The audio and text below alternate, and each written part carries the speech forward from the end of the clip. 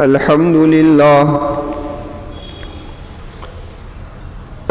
لله رب العالمين والصلاة والسلام على سيد المرسلين وعلى آله وصحابه أجمعين. أما بعد فقد قال الله تبارك وتعالى في الكلام المجيد والفرقان الحميد: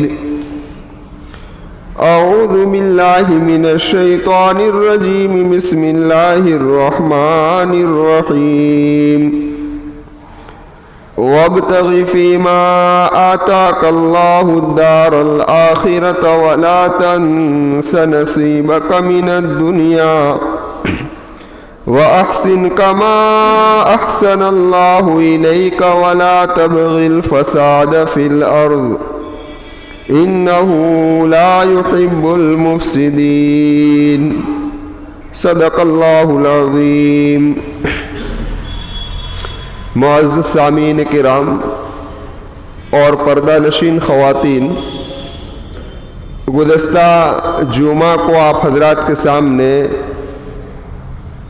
یہ بات عرض کی گئی تھی کہ اس آیت کریمہ کے اندر اللہ تبارک و تعالیٰ نے ڈائریکٹ مخاطب تو قارون کو بنایا ہے، لیکن قرآن کریم کی اس آیت کریمہ میں اس امت کے صاحب مال کو بھی کچھ ہدایت دی گئی ہے. اور جیسا کہ میں نے عرض کیا تھا کہ 4 چیزوں کی ہدایت دی گئی ہے. ان میں سے پہلی ہدایت یہ تھی کہ وابتغ فیما آتاک اللہ الدار الآخرہ.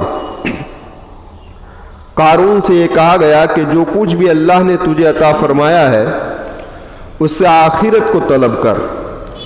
اور یہی حکم اس امت کے لوگوں کو بھی ہے کہ اللہ نے جو کچھ بھی دیا ہے اس سے کیا طلب کرے بھائی؟ آخرت کو طلب کرے. اور یہاں سے یہ بات بھی عرض کی گئی تھی کہ ایک مسلم اور غیر مسلم کی سوچ کے اندر یہی فرق ہوتا ہے. ایمان والا جو کچھ بھی اس کے پاس ہے اس کو اللہ کی عطا سمجھتا ہے، اور غیر مسلم جو کچھ بھی اپنے پاس ہوتا ہے وہ اپنی محنت کا نتیجہ سمجھتا ہے. یہ بات عرض کی گئی تھی. ساتھ ساتھ کے اندر ہماری بات یہ پہنچی تھی کہ قیامت کے میدان کے اندر اللہ تبارک و تعالی تاجروں کے بارے میں کہ جو ہم تجارتیں کر رہے ہیں اس کو ہم یہ سمجھ رہے ہیں کہ یہ ہماری دنیا ہے اور ہم اپنے پیٹ کو بھرنے کے لیے کر رہے ہیں، ہم اپنی ضرورتوں کو پورا کرنے کے لیے کر رہے ہیں. لیکن دیکھا جائے تو یہ تجارت دراصل ہمارے لیے دین بھی بن سکتا ہے. یہ خود نبی کریم صلی اللہ علیہ وسلم نے فرمایا کہ التاجر الصدوق الامین مع النبیین والصدیقین. تو الغرض میرے کہنے کا مقصد یہ ہے کہ جس تاجر کے اندر یہ 2 چیز پائی جائے گی، ایک تو وہ سچا ہو، اپنی تجارت کے اندر کیا ہو بھائی؟ سچائی کے ساتھ وہ تجارت کر رہا ہو، اور دوسری چیز یہ ہے کہ وہ امانت داری کے ساتھ تجارت کر رہا ہو، تو وہ قیامت کے میدان میں نبیوں کے ساتھ ہوگا اور صدیقین کے ساتھ ہوگا، شہداء کے ساتھ ہوگا. اور اس کے مقابلے میں بھی ایک روایت ہے، وہ بھی ترمذی شریف کی روایت ہے. حضرت رفاع رضی اللہ تعالیٰ عنہ فرماتے ہیں کہ میں نبی کریم صلی اللہ علیہ وسلم کے ساتھ عیدگاہ کی طرف چلا، وہاں بازار لگا کرتا تھا. تو وہاں ہم نے دیکھا کہ لوگ اپنی تجارت کے اندر مشغول ہے. تو اللہ کے محبوب صلی اللہ علیہ وسلم نے فرمایا یا معاشر التجار، اے تاجرو. اللہ کے محبوب صلی اللہ علیہ وسلم نے یہ اعلان کیا.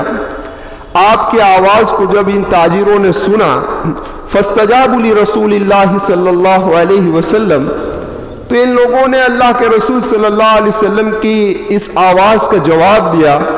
وَرَفَعُوا أَصْوَاتَهُمْ أَعْنَاقَهُمْ وَأَبْصَارَهُمْ إِلَيْهِ، اور انہوں نے اپنی گردنوں کو اور اپنی نگاہوں کو نبی کریم صلی اللہ علیہ وسلم کی طرف اونچا کیا، یعنی کہ متوجہ ہو گئے.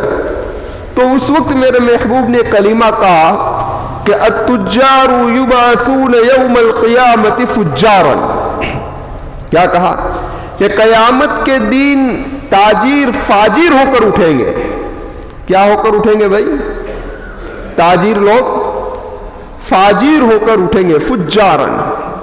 لیکن میرے محبوب نے فرمایا الا من اتقى اللہ، لیکن وہ تاجر تجارت کرنے والا کہ جو اللہ سے ڈر رہا ہو، جو اللہ سے ڈر رہا ہو. پھر فرمایا وبرا، اور جس نے نیکوکاری اختیار کی ہو، وصدقہ، اور جس نے سچائی کو اختیار کیا ہو. سمجھ میں آئی بات؟ پتا چلا کہ جس تاجر کے اندر یہ تین چیزیں پائی جائے گی، کون سی چیز؟ تو کہ ایک چیز تو یہ کہ وہ اللہ سے ڈر کر تجارت کر رہا ہو، اور جس دل کے اندر اللہ کا ڈر ہوگا تو وہ تاجر کبھی ابھی تجارت کے اندر جھوٹ نہیں بولے گا، وہ تاجر جھوٹی قسمیں کھا کھا کر اپنی چیز کو نہیں بیچے گا، وہ تاجر امانت کے اندر خیانت نہیں کرے گا، وہ تاجر اپنے وعدے کو پورا کرے گا، جو وعدہ کیا ہے اس کے اندر بھی خیانت نہیں کرے گا، اور اپنے عیبوں کو چھپا کر چیزوں کو نہیں بیچے گا. وہی تاجر کر سکتا ہے کہ جس کے دل کے اندر اللہ کا ڈر ہو. الا من اتقى اللہ. پھر فرمایا وہ برا، کہ جس کے اندر نیکوکاری ہو، وہ صدق ہو، سچ بول رہا ہو. تو پتا چلا کہ جس تاجر کے اندر یہ صفتیں ہوں گی اس کا حشر تو نبیوں کے ساتھ ہوگا، اس کا حشر تو صدیق کے ساتھ ہوگا، اس کا حشر تو شہداء کے ساتھ ہوگا. لیکن جس کے اندر یہ چیز نہیں پائی جائے گی، جس کے اندر یہ چیز نہیں پائی جائے گی، تو میرے محبوب نے فرمایا کہ اس کا حشر نافرمانوں کے ساتھ ہوگا، گنہگاروں کے ساتھ ہوگا. کس کے ساتھ ہوگا؟ گنہگاروں کے ساتھ ہوگا. تو اب یہ ذرا دیکھیں کہ یہ دونوں حدیثیں ہمارے سامنے آئی. یہ دراصل ان دونوں حدیثوں میں کوئی ٹکراؤ نہیں ہے، بلکہ اللہ کے محبوب صلی اللہ علیہ وسلم نے ان دونوں حدیثوں میں تاجروں کی دو قسمیں بیان کی ہیں. کہ ایک قسم تاجروں کی وہ ہے کہ جس کے اندر یہ صفتیں پائی جاتی ہے. کون کون سی؟ تو کہ صداقت کی، امانت کی، اللہ کے ڈر کی اور نیکوکاری کی. تو ان کا حشر تو انبیاء صدیقین شہداء کے ساتھ ہو. یہ معمولی فضیلت ہے بھائی، بہت اونچی فضیلت ہے. سمجھ میں آئی بات؟ اس کو آپ مثال کے ذریعے سے سمجھیے کہ اگر ہم سے یہ کہا جائے کہ بھئی پورے، یہ تو مثال دے رہا ہوں سمجھانے کے لیے، کہ بھئی پورے ہندوستان کے بڑے بڑے علماء کو حرم کے اندر بلائے گئے ہیں، اور سارے علماء کو بلائے گئے، اور ان میں آپ کو یہ کہا جائے کہ آپ اس فلائٹ کے اندر بیٹھیں گے جس فلائٹ میں ہندوستان کے بڑے بڑے اولیاء ہیں، تو کیا آپ کے لیے فضیلت نہیں ہے؟ صرف ان کے ساتھ رہنا یہ بھی بہت بڑی فضیلت ہے. سمجھ میں آئی بات؟ تو خیر، تو ان کا حشر تو ان کے ساتھ ہوگا. لیکن میرے محبوب نے فرمایا جن میں یہ صفتیں نہیں ہے جس تاجر کے اندر، تو یہ تاجر کی دوسری قسم ہے، تو ان کا حشر اس طریقے سے ہوگا. تو الغرض اللہ تبارک و تعالیٰ سے ہم دعا کریں اللہ ہمیں حلال تجارت نصیب فرمائے. سب سے پہلی بات سمجھ میں آئی بات؟ اتنے نیت کی درستگی ضروری ہے، اور عمل کے اندر حرام اور حلال کا امتیاز یعنی فرق کرنا ضروری ہے. ایک بات اور، پھر اس کے بعد میرے محبوب نے جو یہ شرائط لگائی ہے اس شرائط پر اللہ تبارک و تعالی ہم تمام کو عمل کرنے والا بنائے. اب دیکھیں قرآن کریم نے تجارت کا جو مسئلہ ہے اسے عجیب انداز سے بھی بیان فرمایا. قرآن کریم نے ایک جگہ پر فرمایا فَإِذَا قُضِيَتِ الصَّلَاةُ فَانتَشِرُوا فِي الْأَرْضِ وَابْتَغُوا مِنْ فَضْلِ اللَّهِ. ہاں، جب نماز مکمل ہو جائے، جمعہ کی نماز کا تذکرہ ہے کہ جب نماز مکمل ہو جائے تو تم اللہ کے فضل کو تلاش کرو. اکثر مفسرین یہ فرماتے ہیں کہ یہاں اللہ کے فضل سے مراد تجارت ہے. اور یہ میں پہلے بھی عرض کر چکا ہوں کہ چاہے پھر ملازمت ہو، چاہے پھر زراعت ہو، یعنی کوئی آدمی کھیتی کا کام کر رہا ہے، یا کوئی آدمی نوکریات ہے اور نوکری کا کام کر رہا ہے، تو ان ساروں کے اندر ان صفات کا ہونا ضروری ہے جو میں نے بھی بیان فرمائی. سمجھ میں آئی بات؟ تو اللہ تبارک و تعالیٰ ان کو یہ فضائل نصیب فرمائیں گے.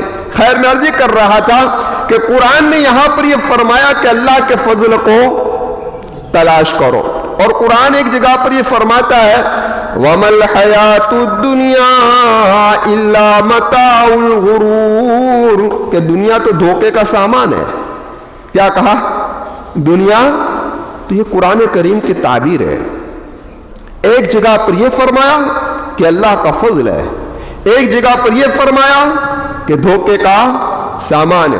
پتہ چلا جو آدمی اپنی تجارت کے اندر حرام اور حلال کا خیال رکھے گا اور اپنے مال کے اندر جو حقوق لگتے ہیں اس حقوق کو ادا کرتا رہے گا اور اللہ کے جو فرائض ہیں اس کو ادا کرتا رہے گا تو یہ اللہ کا فضل ہے اس کے لیے. سمجھ میں آئی بات؟ اور جو آدمی اپنی تجارت کے اندر اس قدر مشغول ہو گیا, اس قدر مشغول ہو گیا کہ مشغول ہونے کی وجہ سے نہ اس نے جائز کو دیکھا نہ ناجائز کو دیکھا, اور ساتھ ساتھ کے اندر اس نے ہر چیز کو اپنایا مال کو جمع کرنے کے لیے, تو پھر یہ اس کے لیے دھوکے کا سامان ہے. سمجھ میں آئی بات؟ اسی لیے قرآن کریم نے یہی رکوع کے آخر میں یہ بھی فرمایا وَتَرَكُوكَ قَائِمًا قُلْ مَا عِندَ اللَّهِ خَيْرٌ مِّنَ اللَّهْوِ وَمِنَ التِّجَارَةِ. ہاں, پتہ چلا کہ ہمیں اللہ تبارک و تعالیٰ نے جو تجارت نصیب فرمائی ہے اس تجارت کے اندر ہمیں ان چیزوں کا خیال رکھنا ضروری ہے. رکھیں گے انشاءاللہ. ہاں, تو پہلی نصیحت. اب ذرا دیکھیں ایک بات اور سمجھ لیجئے کہ انسان جو ہے نا اس کی ایک زاویہ بدل دینا, جس کو کہتے ہیں زاویہ نگاہ, نگاہ کا زاویہ یعنی سوچنے کی اس کی سوچ کو بدل دینے تو یہ دنیا بھی دین بن جاتا ہے. کس طریقے سے بنتا ہے بتاؤ آپ کو کہ آپ جو تجارت کر رہے ہیں اس تجارت کے اندر آپ کی نیت یہ ہونی چاہیے کہ اللہ اس تجارت کے ذریعے سے میں اپنی بیوی کے حق کو ادا کروں گا, اپنے بچوں کے حق کو ادا کروں گا, اپنے نفس اور اپنی ذات کے حق کو ادا کروں گا. پھر ان اصولوں کا خیال رکھیں گے تو یہ تجارت آپ کے لیے دین بن جائے گی. سمجھ میں آئی بات؟ اور اگر آپ کا مقصد صرف یہ ہے کہ میں مال کو جمع کرتا رہوں, میری شہرت ہوتی رہی, پورے شہر کے اندر میری مالداری کا چرچا ہوتا رہے, تو پھر یہ تجارت آپ کے لیے کیا ہے؟ کیا ہے بھائی؟ دنیا. اسی لیے علماء نے لکھا ہے کہ آدمی جب کھانا کھائے تو کھاتے وقت اس کے دل کے اندر یہ نیت ہونی چاہیے کہ اللہ یہ کھانا میں اس لیے کھا رہا ہوں کہ میرے نفس کا مجھ پر حق ہے, میری ذات کا مجھ پر حق ہے, میرے وجود کا مجھ پر حق ہے, اس حق کو ادا کرنے کے لیے میں کھانا کھا رہا ہوں. تیری نعمت ہے تو اس نعمت کی میں قدر کرنے والا بن جاؤں اور اپنے شوق کو ظاہر کرنے والا بن جاؤں اور اس پر تیرا شکر ادا کرنے والا بن جاؤں. تو یہ آپ کا کھانا بھی عبادت بن گیا. کیا بن گیا؟ کیا بن گیا؟ لیکن آپ کی کوئی نیت ہی نہیں ہے تو پھر کھانا عبادت تو کیا رہے گا. سمجھ میں آئی بات؟ ایک واقعہ سناتا ہوں, بخاری شریف کے اندر ہے.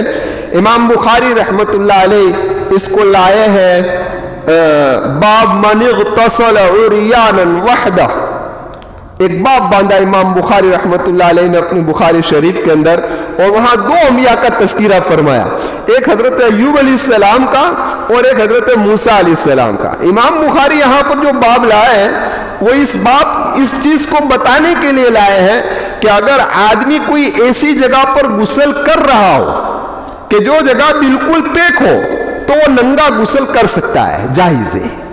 اس بات کو سمجھانے کے لیے امام بخاری وہاں دو انبیاء کے تذکرے کو لائے, ایک حضرت ایوب کا اور ایک حضرت موسیٰ علیہ السلام کا. میں تفصیل میں جانا نہیں چاہتا, مختصر طور پر.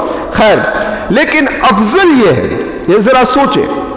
ہاں جو ابھی بات یاد آ گئی تو کہہ دوں, جب آدمی ایسی جگہ پر غسل کر رہا ہو کہ وہ بالکل پیک ہو تو وہاں ننگے غسل کرنا جائز ہے. لیکن افضل تو یہی ہے کہ کوئی اس کو دیکھ نہ رہا ہو تب بھی اس کو سطر چھپا کر غسل کرنا چاہیے, یہ افضل. اب ذرا میرے نوجوانوں بتاؤ, آپ سوئمنگ پول میں جاتے ہو, آپ چوپاٹی پر جاتے ہو, انڈر ویٹ پہن کر, اتنی چڈی پہن کر آپ لوگ غسل کر رہے ہیں, کیا یہ جائز ہے؟ کیا یہ جائز ہے؟ سطر کا دکھانا کسی جگہ پر جائز نہیں ہے. سمجھ میں آئی بات؟ تو امام بخاری تو لائے کہ بالکل پیک جگہ, کوئی دیکھ نہ رہا ہو, وہاں ننگا غسل کر سکتا ہے. لیکن ہمارے یہاں جو اب باتھ روم کی سسٹم ہے اس کے اندر جو غسل کیا جا رہا ہے, ننگے غسل کر رہے ہیں, تو قبلے کا خیال رکھنا چاہیے. کس کا خیال رکھنا چاہیے بھائی؟ قبلے کا. خیر, میں اپنے مقصد سے ہٹ جاؤں گا, میں بات کچھ اور سمجھانا چاہتا ہوں. تو حضرت ایوب علیہ السلام ایک جگہ پر غسل کر رہے تھے. اب آپ غسل کر رہے تھے کہ دوران غسل بخاری شریف میں ہے کہ اللہ تبارک و تعالیٰ نے آسمان سے پتنگے آتے نہیں, یہ سونے کے پتنگے برسائے. تو حضرت ایوب علیہ السلام نے غسل کو چھوڑ دیا اور ان پتنگوں کو پکڑنے کے لیے چلے, جمع کرنا شروع کر دیا.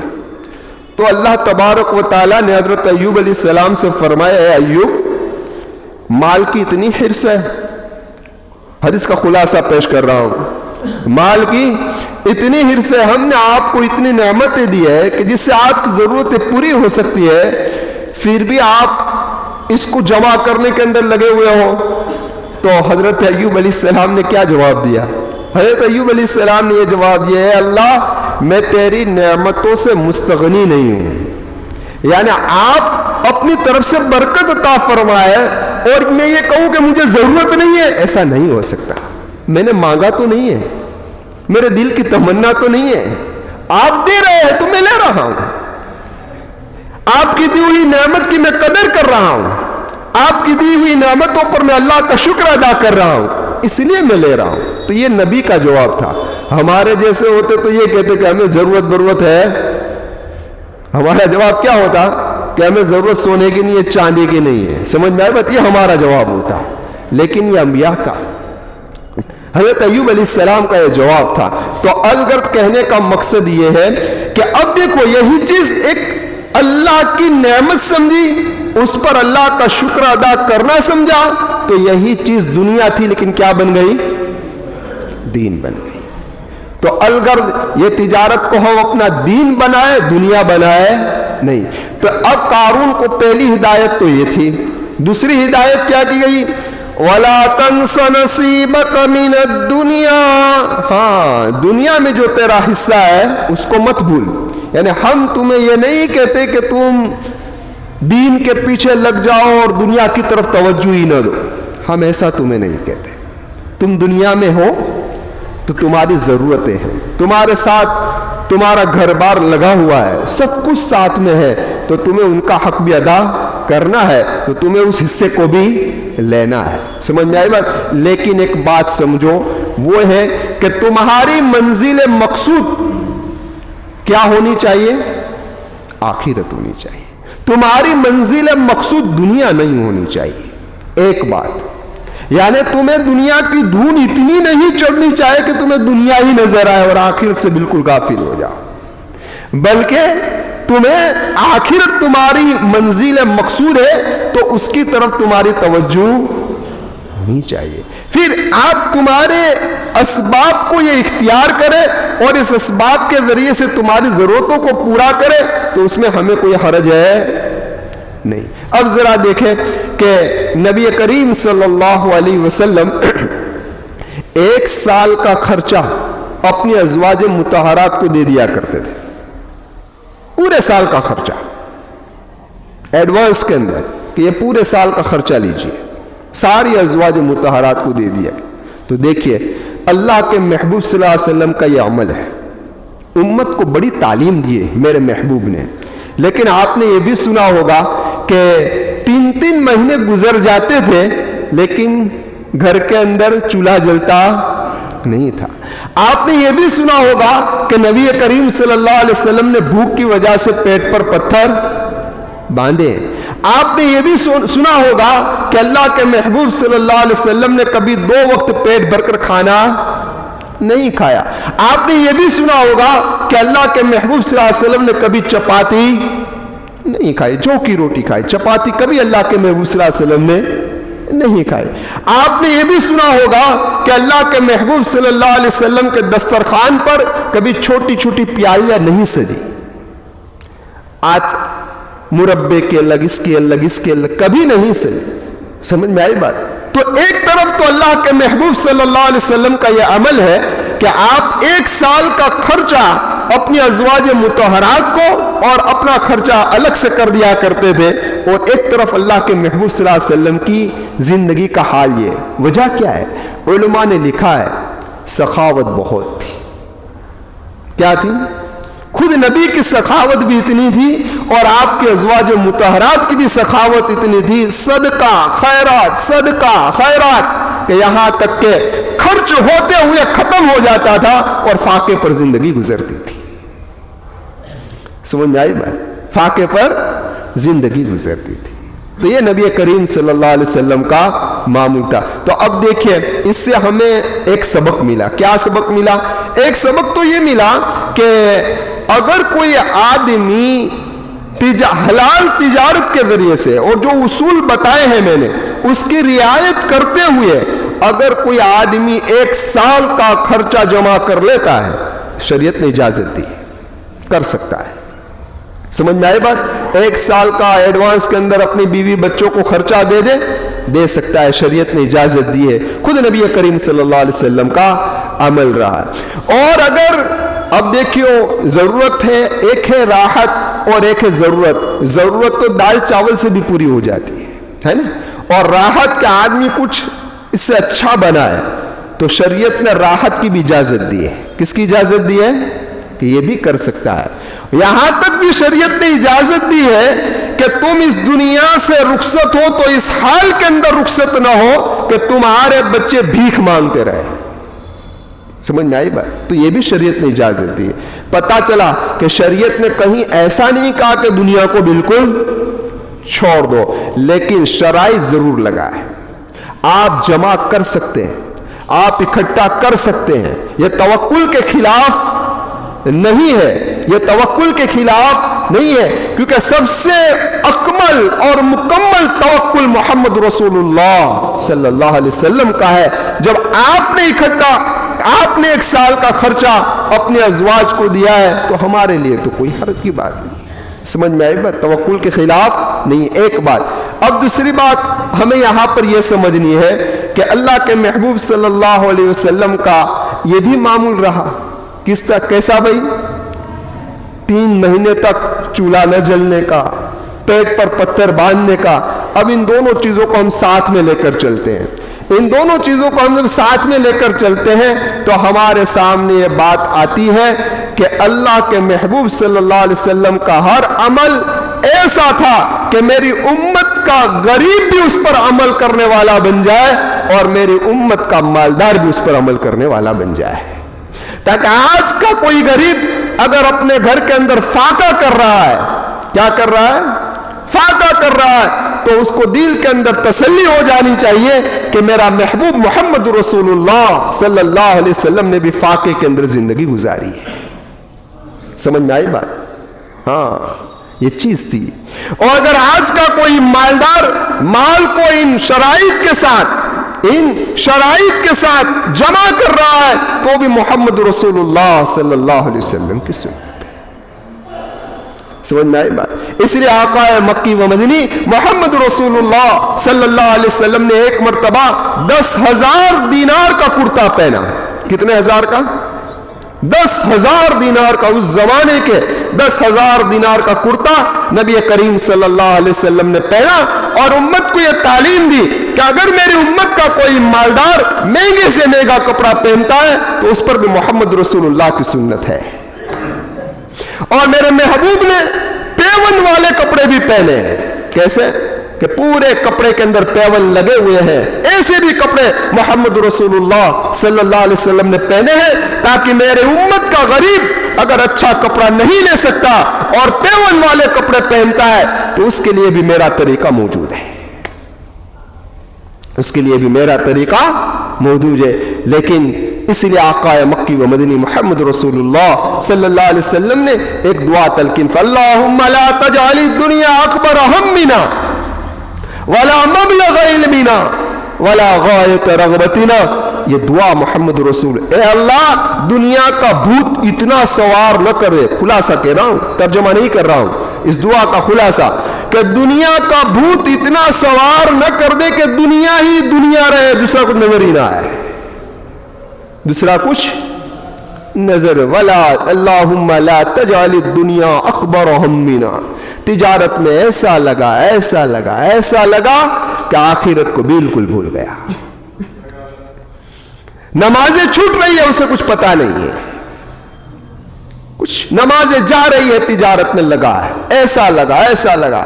اللہ کے محبوب صلی اللہ علیہ وسلم نے تو جو یہ 1 سال ایڈوانس کے اندر خرچہ دینے کا آپ کا جو عمل ہے، اس میں اشارہ ایک تھا. کیا اشارہ تھا؟ اس میں اشارہ یہ تھا تاکہ آدمی ذہنی اعتبار سے فری ہو جائے کہ اب مجھے گھر کا کوئی ٹینشن ہے نہیں. اور آدمی جب ذہنی اعتبار سے فری ہو جاتا ہے تو عبادت میں توجہ دیتا ہے. تو اگر اس غرض سے اگر کوئی آدمی کما رہا ہے کہ تاکہ کچھ مل جائے تو میں عبادت صحیح توجہ کے ساتھ کر سکوں، برابر. لیکن آج ہم اس توجہ میں کرنے کے لیے دنیا کے اندر ایسے کھو گئے کہ بالکل عبادت سے غافل ہو گئے، بالکل عبادت سے ہم لوگ غافل ہو گئے. تو اگر کوئی آدمی تجارت کو بڑھاتا ہے، بڑھا رہا ہے، یہاں سے آیا وہاں بڑھایا، وہاں سے آیا وہاں بڑھایا، یہاں سے آیا وہاں بڑھایا، یہ بڑھا رہا ہے، لیکن بڑھانے میں وہ آخرت سے دور ہو رہا ہے، تو یہ دنیا اس کے لیے وبال جان ہے. لیکن اگر آپ تجارت پر تجارت بڑھائے جا رہے ہو لیکن آپ کے سامنے آخرت سامنے ہے، آپ اللہ کے فرائض کو ادا کر رہے ہو، جائز و ناجائز کا خیال رکھ رہے ہو، حرام اور حلال کا خیال رکھے ہو، سچائی کے ساتھ کر رہے ہو، امانت داری کے ساتھ کر رہے ہو، تو پھر آپ کی یہ تجارت مبارک باد ہے اور آخرت کے اندر اس کو بہترین ذخیرہ آپ کو ملے گا. سمجھ میں آئی بات؟ مقصد خلاصہ کلام یہ ہے کہ ہم تجارت جو اللہ نے دی ہے اس کو حلال کرے، حرام سے بچائے. ایک بات امانت داری سے کرے، صداقت کے ساتھ کرے، اور جتنے فرائض ہیں ان سارے فرائض کو کیا کرے؟ ادا کرے. لیکن آدمی ایک ایسا ہے، میرے محبوب صلی اللہ علیہ وسلم نے مثال دی کہ ابن آدم کو اگر ایک وادی بھی سونے کی دے دی جائے تو وہ کیا کہے گا کہ دوسری مل جائے. تو یہ ہماری فطرت ہے. اور آپ نے دیکھا ہوگا سیک چلی کے خواب کبھی دیکھتے ہو نا آپ لوگ، کیونکہ ابھی ایک وادی سونے کی تو آئی نہیں ہمارے پاس دوسری کی تمنا کرے، ہے نا. لیکن کبھی آدمی اکیلا بیٹھتا ہے، سوچتا ہے. کیا سوچتا ہے؟ 1 کروڑ آ بھی جائے نا، کیا 1 کروڑ آ بھی جائے نا، تھوڑا کہیں مکان لے لو، وہاں دکان لے لو آج. پھر یہی سوچ میں ابھی اتنی 1 کروڑ کی سوچ پوری ہوئی نہیں ہے، ایک نہ بدلے 1.5 آ بھی جائے تو یہ سیک چل رہی ہے. سمجھ میں آئی بات؟ 1 کے بجے یہ ہے محمد رسول اللہ کا فرمان کہ اس کو اگر 1 کروڑ بھی دے دو نا تو ڈرائے گا نہیں کہ 2 کروڑ آ جائے تو 2 آ جائے تو کہ 4 آ جائے تو. کبھی اس کا پیٹ بھرنے والا، اس کا پیٹ تو قبر کی مٹی ہی بھرے گی اور کوئی بھر سکتا نہیں ہے. اللہ تبارک و تعالیٰ سے دعا کرتا ہوں اللہ رزق حلال ہم تمام کو نصیب فرمائے، رزق حرام جہاں ہو، جس جگہ ہو، جس کے پاس ہو، اس سے اللہ ہم تمام کی حفاظت فرمائے. یہ 2 ہدایت پر بات ہوئی، دوسری 2 ہدایتیں باقی، وہ انشاءاللہ آئندہ جمعہ کو پیش کروں گا. آمین وآخر دعوانا الحمدللہ. مستورات کا بیان مچھی پیٹ میں حاجی